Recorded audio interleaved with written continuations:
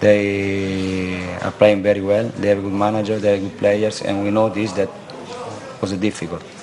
But in the end, it's important that we won this game. We had some problem the first 20 minutes. After we went better.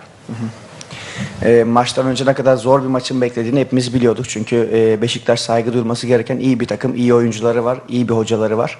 O yüzden zor bir maçın geçeceğini biliyorduk ve baktığımız zaman gerçekten de zor bir maç geçti. Ama önemli olan bizim için kazanmaktı, 3 puan almaktı. Maçın ilk 20 dakikasına bakıldığında birazcık zorlanan bir Galatasaray vardı ama ondan sonra toparlanmasını bildik ve ondan sonra da gelen önemli bir 3 puan oldu.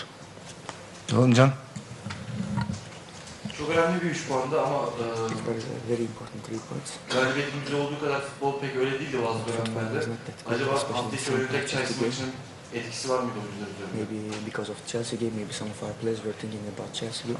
You know, in this game, it's difficult probably to see a really good football because both teams are maybe are not confident like normal because it's a derby, because both teams want to win. Maybe sometimes both teams don't take a lot of risk like in the other games. This is normal. It's normal that we can see one derby, fantastic game, fantastic football from both sides. This is not the reality. Baktığınız zaman derbilerde çok oyun anlamında çok fazla uçurumlar olmayabilir. Bir takım veya diğer takım çok fantastik bir oyun çıkaramayabilir.